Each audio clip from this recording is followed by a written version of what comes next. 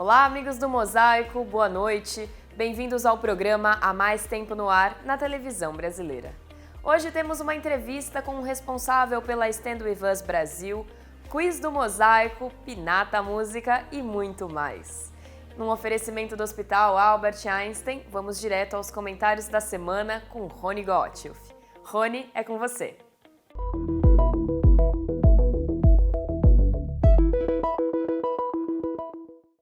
Quando alguém diz que a Palestina pertence aos palestinos, eu tenho que concordar. Golda Meir, a primeiro-ministro de 69 a 74, tinha passaporte palestino, assim como centenas de milhares de outros judeus. Agora, quando eu digo que, da mesma forma, a Judéia deveria ser dos judeus, não sei se vocês captaram minha mensagem, Judéia, judeus, ninguém se manifesta? Eu vou ser breve. A Judéia, cuja cidade mais importante é, até hoje, Jerusalém, tem sua origem numa palavra hebraica, Yehuda, filho do profeta Jacó. Esse nome Judéia continuou a ser usado sob o domínio dos babilônios, dos persas, dos gregos e dos romanos.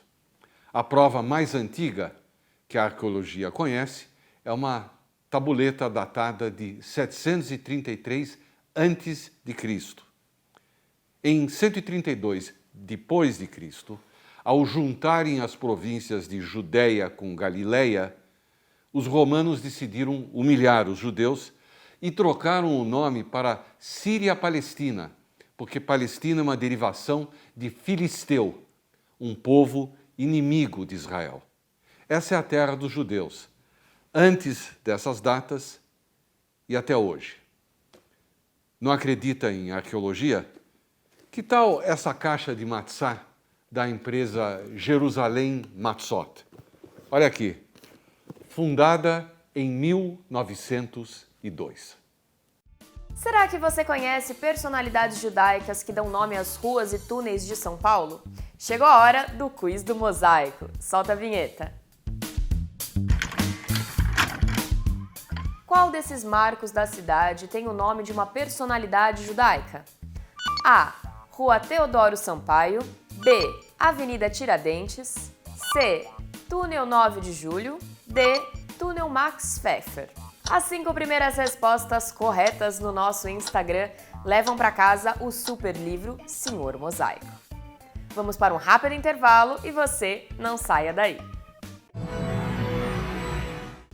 Você que sonha morar em Genópolis, chegou o seu momento. Um apartamento de 139 metros quadrados, com vista para o Pacaembu, ao lado dos grandes comércios, escolas e lazer. Esse apartamento pode ser seu. Entre em contato com o número 011 99223 0555 e venha visitar essa joia de Genópolis. Com a Tribuna Judaica, você se mantém sempre informado sobre todos os acontecimentos da nossa comunidade no Brasil e no mundo. Assine a Tribuna Judaica e não perca nada do que acontece. Ligue 0800 55 10 18.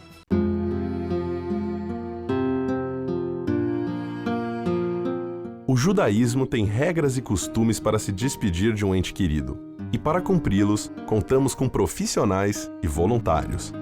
Nós nos orgulhamos muito deles, dos profissionais que compreendem que seu dia a dia é diferente e especial, e dos voluntários, cujo único pagamento é a certeza de estar colaborando com nossas famílias. Hevra Kadisha, mantendo acesa a chama da comunidade. Confira agora a entrevista com o doutor em ciência política André Leist, presidente da Stand With Us Brasil. O nosso entrevistado de hoje é André Leist. Alguns de vocês o conhecem, alguns de vocês já viram ele trabalhar. O André é o responsável no Brasil por uma entidade chamada Stand With Us, que se preocupa em defender Israel e as comunidades judaicas, especialmente de fake news e das consequências ruins de fake news, atentados, manifestações de ódio, assim por diante. André, muito obrigado pela oportunidade. Obrigado você pelo convite. Por que você decidiu abraçar esse trabalho? Olha, eu acho que a primeira vez que esse assunto veio à tona na minha vida foi logo de criança. Eu tinha 5 anos, eu morava em Israel com os meus pais em 91 e eu presenciei uma cena de violência entre judeus ortodoxos e árabes em Jerusalém, que veio a polícia, prendeu as pessoas e tal. Eu acho que depois disso, quando eu tinha uns 13 para 14 anos, começou a segunda intifada. E eu lembro que eu ficava vendo jornais e ficava comparando as formas que os jornais publicavam sobre atentados, como eles chamavam os grupos terroristas, que nomenclatura eles usavam para os grupos. E assim eu, desde 14 anos, já tinha uma certa vontade, uma certa vocação para ir nos lugares falar a respeito desse assunto. Como 14 anos você não pode falar em lugar nenhum, então eu tinha aula na cultura inglesa, aqui embaixo, no Maranhão, e eu na Avenida Higienópolis. E eu eu fazia aula de cultura inglesa, depois que acabava a aula, ficava 10 minutos e ficava falando com os meus colegas, que não eram judeus, sobre o que estava acontecendo em Israel, no que diz respeito a intifadas, atentados suicidas e tudo mais. E aí nasce. Aí eu acho que com 17 eu fui para Israel, em 2003, fiz a IANOT, que hoje em dia não existe mais esse projeto de classes brasileiras lá. Voltei, eu acho que lá eu tive uma grande revelação do que realmente significa Israel para todos nós, conceitualmente. Não tem a ver com política, não tem a ver com um espaço 10 quilômetros para lá ou para cá, não tem a ver com a partidarismo interno israelense, mas tem a ver com o sentido de existência de um lar nacional para o povo judeu depois de 2000 anos. Depois de 40 gerações, a gente nas últimas 3 gerações tem o privilégio de viver numa era onde existe um lar nacional para nós. E defender isso para que exista para as próximas 40 gerações é muito importante e cabe a nós a defender. E se a gente não defender agora, daqui a 20 gerações ou 10 gerações, pode ser que exista no mundo movimentos tão grandes e tão fortes que tirem a legitimidade de Israel de existir. E a gente precisa proteger que isso não aconteça. Eu acho importante lembrar para todo mundo, Israel foi fundado, enfim, em 48, nós estamos agora em 2024, 80 anos, mais 76. ou menos. 76. O que são 76 anos para uma civilização na história? Exato. Quanto tempo duraram os romanos? Quanto tempo... Por isso. Então, nós precisamos trabalhar e levar isso a sério se nós queremos ter eu diria, um seguro de vida, se nós queremos ter para onde ir, se nós queremos ter alguém que nos defenda. Minha próxima pergunta é um pulo já para adiante, que é o seguinte. Os acontecimentos de outubro foram inacreditavelmente chocantes. Eu diria chocantes por 2 motivos. Eu que acompanho isso diariamente, que nem você. Eu olho na internet e eu vejo esses terroristas descendo daqueles paragliders, aquelas coisas dentro de Israel, e eu penso, como é que isso está acontecendo? Nós todos nos convencemos, nesses anos todos, que isso era impossível de acontecer, que uma tragédia desse tamanho, um morticínio, como se fez naquela festa que estava rolando, era uma coisa que se vendia para o mundo, não podia acontecer. E do outro lado, era a confirmação de que vinha do mundo todo, de que, na verdade, pouca gente realmente gosta de nós. Como eu dizia sempre para o meu pai, nós somos tolerados no mundo todo. Difícil encontrar quem realmente gosta da gente. Qual foi a tua reação pessoal, não tua reação profissional? Minha reação pessoal, eu chorei. No primeiro momento que eu entendi o que estava acontecendo, você fica desesperado, com medo, sem reação, sem saber o que fazer, no sentido de como isso está acontecendo, como isso foi possível ser planejado e executado, a ideia de Israel ser um país invencível, ela existe, só que mesmo países invencíveis são vulneráveis. E essa vulnerabilidade que a gente nunca tinha colocado no nosso consciente que seria possível ela acontecer. E é muito diferente, né? Quando a gente teve as guerras de Yom Kippur e dos 6 dias, por mais que morreram milhares de soldados, e morreram. Na guerra de Yom Kippur morreram quase 3 mil. Sim. E na guerra dos 6 dias, que a guerra de Yom Kippur a gente lembra como se fosse uma coisa triste, porque a gente começou perdendo, a gente foi atacado, morreram 3 mil soldados, a guerra demorou 3 semanas para acabar.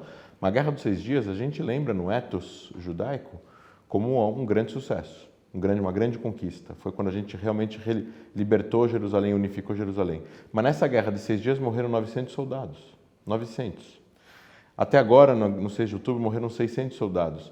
Só que a forma como foi feito, a forma como foi, e além do mais de ter sido gravado, as imagens ter sido publicadas, e o sequestro de civis, e a maior parte das pessoas que morreu no 7 de outubro são civis, 900 civis, e 300 pessoas das forças de segurança, que incluem soldados e não só soldados, mas também policiais, agentes do serviço secreto e tudo mais.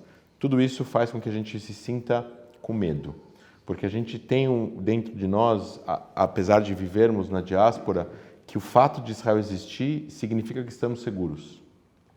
Significa que estamos seguros, porque o governo de Israel tem boas relações com o governo brasileiro, no sentido de defender a vida e a continuidade da existência da comunidade judaica. No momento que existe uma coisa dessa, e no Brasil e no mundo tem protestos que apoiam o que aconteceu, você se sente com medo. Qual é a diferença entre as pessoas que morreram lá e você aqui? A única coisa que salvou a nossa vida é que, por acaso, nós não estávamos lá naquele momento. Vamos para um lado um pouco mais profissional. Esses protestos, essas manifestações que estão rolando, em que pessoas apoiam movimentos terroristas, a morte de civis e tal, que é profundamente chocante, é ao mesmo tempo o resultado de um trabalho muito bem feito de convencer hearts and minds. Nós estamos enxugando gelo? Nós, judeus? Não, a gente não está enxugando. Não, porque no fim das contas a gente não pode desistir. A gente precisa sim colocar, o mundo livre precisa entender que essas pessoas que estão protestando são pessoas que são contra os valores e costumes que o próprio mundo livre coloca. E se a gente é tolerante com o intolerante vai acabar por terminar e acabar com a tolerância. Isso é Popper. Então, a gente precisa, de uma certa forma, de todas as formas possíveis, e a educação é uma delas, ser intolerante com o intolerante. E nesse caso daqui, países que passam leis, proibindo, por exemplo, frases como do rio ao mar a Palestina será livre, são importantes formas e ações para combater esse tipo de extremismo. No fim das contas, o extremismo precisa ser combatido educacionalmente e legalmente, juridicamente. Numa conversa recente com o Ricardo Birkenstadt, que é o principal executivo da Federação Israelita, e ele falou uma frase muito interessante. Ele disse, tem uma coisa que é opinião pública, outra coisa que é opinião publicada. E há uma diferença muito grande entre, na minha opinião, o que os brasileiros em geral acreditam e por quem eles torcem, e o que a imprensa faz e faz você acreditar que é a verdade, é o que está acontecendo. Eu sempre uso como exemplo, quando nós falamos de Israel e movimentos terroristas, a imprensa adora usar a expressão militante. Para mim, militante é o Rony que jogava futebol no Palmeiras. Fora isso, é terrorista. Como é que você engole isso? Como é que você administra isso no contato com essas pessoas que fazem perguntas que, evidentemente, são mais de maldade do que de ignorância? Bom, eu tenho que colocar como objetivo qual é o máximo que eu consigo passar não, ou tirar de resultado dentro de uma situação. E eu não vou conseguir tirar 100, mas talvez eu consiga tirar 70, ou talvez 60, ou talvez 50. Só que alguma coisa eu vou conseguir tirar dessa situação. O que eu tirar vai ser positivo para a causa. E a causa, de novo, a causa não é fazer Israel estar certo o tempo todo, ou que as pessoas virem adeptos do sionismo, do sionismo mais nacionalista que existe. O que a gente precisa é tentar combater o máximo possível fake news e fazer com que eles tenham o máximo de contexto possível para eles poderem fazer o melhor trabalho possível dentro do máximo que um jornal do Brasil pode ser. Então, assim, dentro do jornal, o jornal tem que ser neutro e escutar os dois lados, beleza. O jornal tem que ter valores e costumes. O jornal é uma empresa tem valores. O jornal não vai publicar, por exemplo, um artigo de uma pessoa de fora que escreva algo que proteja a volta da escravatura, ou de que a escravidão não aconteceu no Brasil, ou que o nazismo, na verdade, era bom. Por quê? Porque ele tem limites. E esses limites que a gente tenta estabelecer para esse tipo de conflito. Por exemplo, se alguém escrever uma carta, um artigo aberto protegendo o Hamas como ideologia, acredito eu que ele não vai ser publicado na maior parte dos jornais grandes do Brasil. É claro que ele pode tentar mascarar a forma como ele está escrevendo, ele pode talvez escrever de outra forma, ou ele vai só atacar Israel, mas não vai falar do Hamas e tal, e talvez esse artigo passe. Mas o que nós tentamos fazer é isso, é mostrar, olha, o que o Hamas fez foi isso, aqui estão os vídeos, aqui está a carta de fundação do Hamas traduzida ao português, leiam isso aqui, e dentro dos valores que nós sabemos que eles já têm, eles precisam concluir que o Hamas não está dentro do jogo legítimo a ser publicado. Então, do que nós fizemos antes da guerra, durante muitos anos de contatos com jornalistas, almoços, relacionamento, visitas, entregas de livros, a Stanley já traduziu 9 livros, a gente já entregou livros para essas pessoas. Quando a gente fez o evento do Hamas, a gente convidou jornalistas para poderem participar do evento de graça. Tudo que a gente fez é para eles entenderem mais a realidade. A gente não está tentando mostrar algo que não é real. E através desse contato, a gente viu que os frutos que foram plantados lá atrás foram colhidos agora. No dia 8, dia 9, a maior parte das grandes imprensas brasileiras já tinham publicado que, a partir de então, consideravam o Hamas um grupo terrorista. Isso é uma vitória para deslegitimar a causa que o Hamas representa, que, de novo, não é a mesma coisa que a causa palestina. Nós voltamos já já. No Safra, nós aprendemos de geração em geração que um banco se constrói como um barco, sólido, para enfrentar com segurança qualquer tempestade. Essa é a nossa essência. Assim é o nosso barco. Estamos há mais de 180 anos navegando por todos os tipos de mares e tormentas do mercado financeiro. Se você quer um banco para cuidar do seu patrimônio, procure o Barco e o Banco dos Especialistas. Quem sabe, Safra. Anuncie na revista mais lida da comunidade. Revista A Hebraica. Ligue 3815-9159.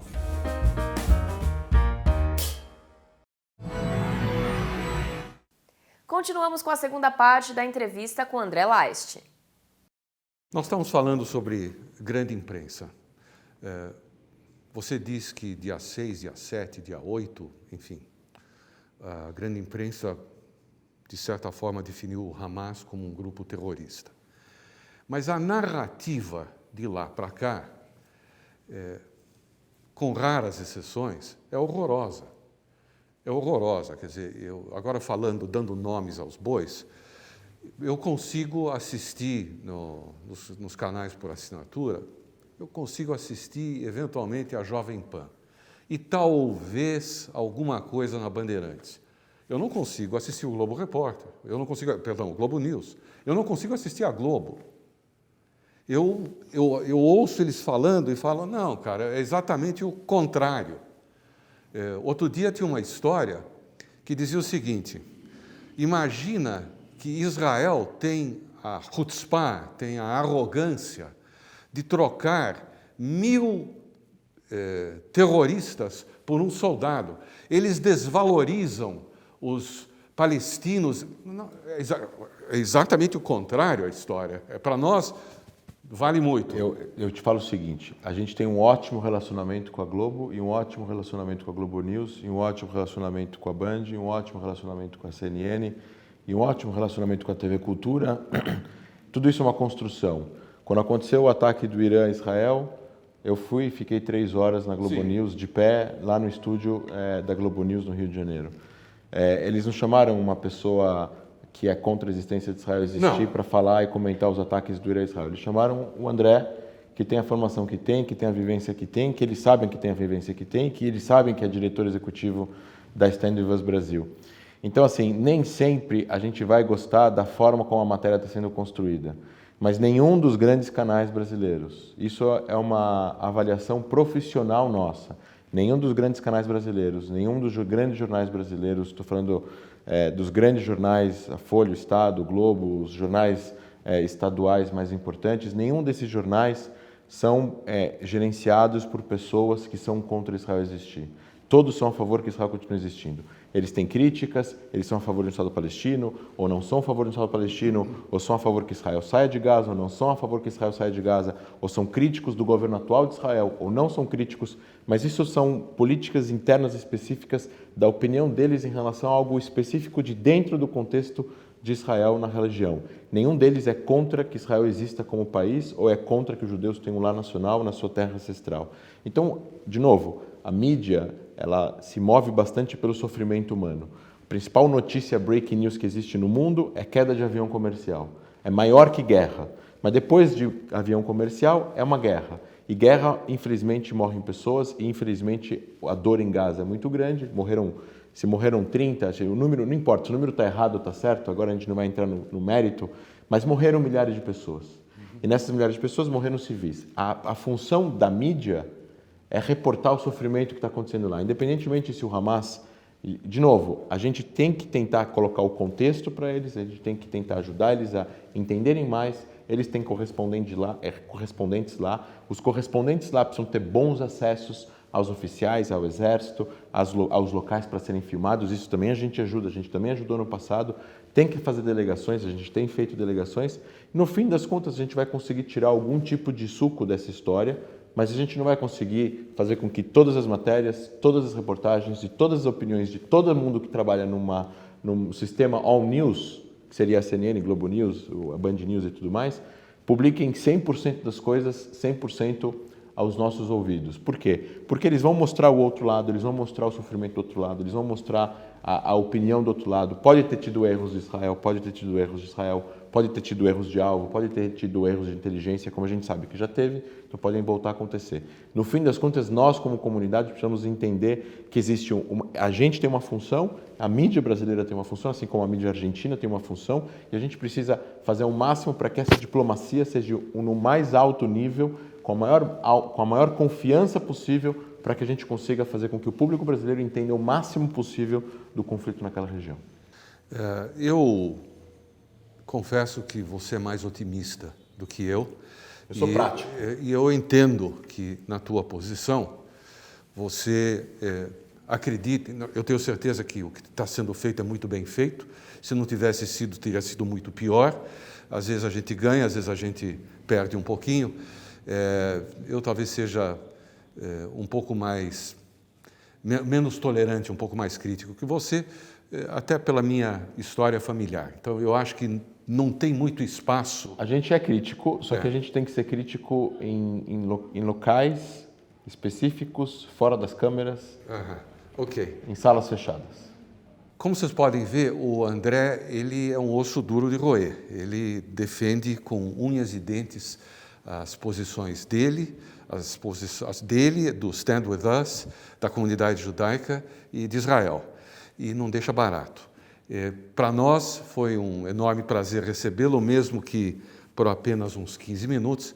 Dá para vocês terem um pouco melhor uma ideia de quem é esse personagem que hoje já é uma personalidade. Muito obrigado, André. Obrigado a você pelo convite. Um grande abraço.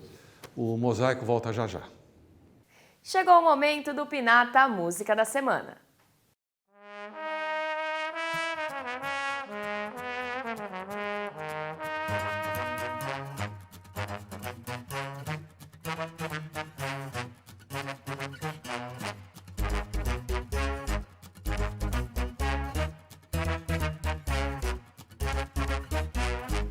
From 9 to 5, that wheel just keeps on turning, the rush, the drive. A week of working, never evading our goal, till a moment creates a transformation within our soul. Time to unwind, the daily grind is over, and we can find The peace of mind, the light inside that makes us whole. In a moment that dates back to creation. Hashem's in control. We let out a sigh and look up to the sky as the sun sets on all our cares. So happy it's finally here. Baruch Hashem, it's Shabbos. Baruch Hashem, it's Shabbos. Baruch Hashem, it's Shabbos. Shabbos, it's Shabbos. Shabbos, it's Shabbos. Baruch Hashem, it's Shabbos. Baruch Hashem, it's Shabbos. Baruch Hashem, it's Shabbos. Shabbos, it's Shabbos. Shabbos, it's Shabbos.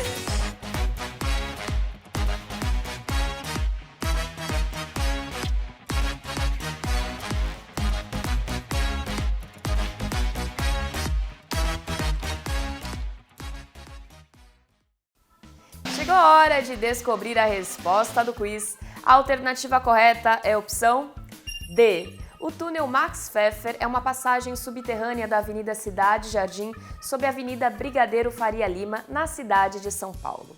Max Pfeffer foi presidente da Federação Israelita e de inúmeras entidades e contava sempre com o apoio de seu pai, Leon Pfeffer, o cônsul honorário de Israel em São Paulo, presidente do Colégio Renascença, forte incentivador da hebraica e um dos primeiros patrocinadores do Mosaico.